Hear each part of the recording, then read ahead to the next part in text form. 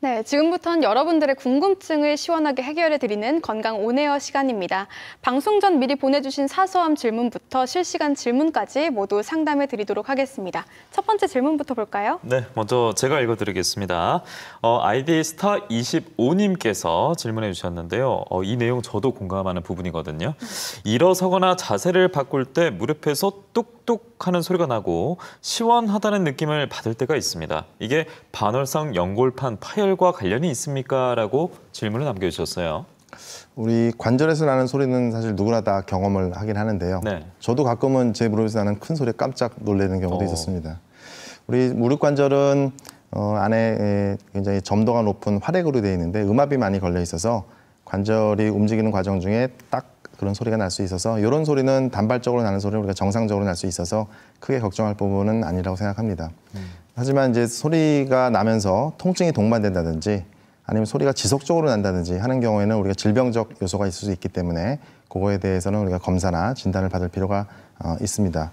요 질문하신 분 같은 경우에는 소리가 나지만은 뭐 시원하다고 느끼고 통증이 동반되지가 않아서 크게 걱정할 사항은 반월상 연골판 손상과는 크게 연관이 없을 걸로 생각이 됩니다. 네, 소리가 나는 것 자체로는 걱정하지 않으셔도 되고요. 통증이 느껴진다면 전문의의 상담을 필요로 하겠습니다. 다음 질문 보여드릴게요. 6668님의 사연인데요. 올해 초등학교 5학년인 아들이 자는 도중에 무릎을 잡고 아프다고 합니다. 저는 성장판 자극으로 인한 자연스러운 통증이라고 생각했는데 무릎에 문제가 있을까 걱정이 됩니다. 라고 남겨주셨네요.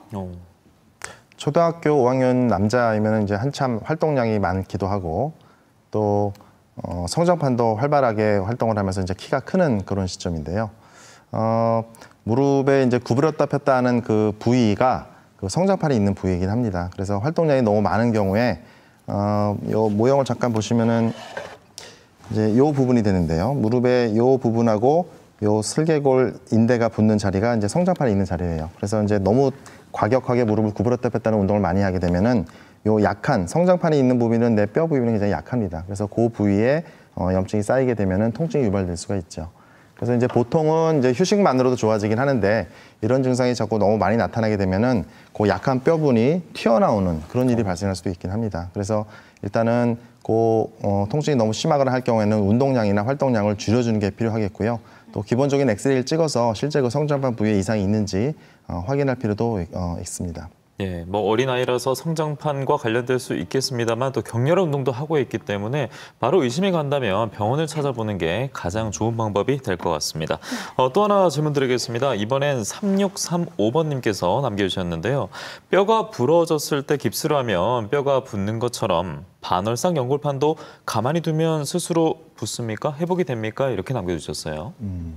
연골판은 이제 주변에 외측에 있는 부분의 한 3분의 1 정도는 혈관도 있고 신경도 있습니다. 그래서 우리가 손상이 그 부분에서 혈관과 신경이 있는 부위에서 파열이 일어나는 경우에는 회복이 가능하기 때문에 거기에 이제 뭐 작게 찢어진 경우에는 우리가 기다리는 것만으로도 그 부분이 회복될 수가 있고요. 그 부분이 심하게 찢어지거나 뭐 전이가 일어나는 경우는 우리가 수술적으로 그 부분을 꼬매주는 그런 일을 할 수도 있긴 합니다. 하지만 그 외에 있는 내측에 있는 3분의 1 정도 되는 부위는 우리 손톱처럼 아예 혈액순환이 안 되는 부위예요. 그래서 이제 그 부분이 손상이 되게 되면 어쩔 수 없이 손상 부위가 더 커지는 것을 막아주는 것이 가장 좋은 방법이기 때문에 그거를 이제 어쩔 수 없이 이제 부분적으로 절제하는 절제술을 시행할 수가 있습니다. 네, 그렇군요. 다음 질문 또 읽어드릴게요. 무릎 건강을 위해서는 뒤로 걷는 것이 좋다고 들었습니다. 저는 처음 듣는 말인데 이런 말이 있군요. 그런데 뒤로 걸을수록 무릎이 더 아픈 것 같아요. 왜 그런 걸까요? 라고 남겨주셨네요. 진짠가요? 이제 뭐 안 쓰는 근육을 이제 갑자기 쓰다 보면 이제 불편감이 올 수 있긴 하겠는데요. 우리 운동하는 건 굉장히 중요하긴 합니다. 하지만 운동의 강도라든지 운동하는 시간은 좀 필요해요. 운동 이후에 불편감을 느끼지 않는 정도의 운동을 나한테 맞춰서 하는 게 굉장히 중요한데요. 운동량이 너무 많아버리면은 아무리 좋은 운동이라 하더라도 그 손상을 줄 수 있기 때문에 운동 이후에 아프지 않은 정도의 운동량, 운동 강도를 하는 것을 권유드리고요. 또 익숙하지 않은 운동을 하기 전에는 준비 운동 같은 걸 충분히 하고 나서 운동하기를 권유드리겠습니다. 네, 저는 보통 이제 숲속이나 이 산에 보면은 어머님이나 아버님들 뒤로 걸으시거든요.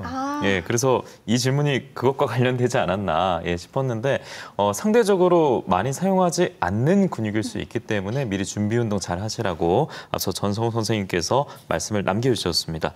자, 이어서 또 질문이 있습니다. 1735님께서 남겨주셨고요. 걸어가다가 발을 헛디뎌서 약간 발목이 꺾였습니다. 그때부터 무릎이 시큰시큰하고 콕콕 쑤시는 느낌이 있는데요. 평지를 걷거나 일상생활은 무난합니다. 그런데 계단을 내려갈 때만 통증이 있어서 지금 힘든 상황입니다라고 하셨어요. 일단 우리 몸에는 이제 보상작용이 있기 때문에 어느 한 관절이 아프면은 그 부분을 보호하고 주변에 있는 쪽에 이제 스트레스가 많이 갑니다. 그래서 이 경우에는 일단 발목에 대한 치료를 먼저 좀 해봐야 될 것 같고요. 발목의 치료가 끝났는데도 무릎에 그런 시큰거리는 증상이 계속 2주 이상 지속이 된다고 하면은 꼭 병원을 방문하셔서 정확한 원인을 파악하는 게 필요하다고 생각됩니다. 네, 자 이렇게 건강 온에어까지 함께 했습니다.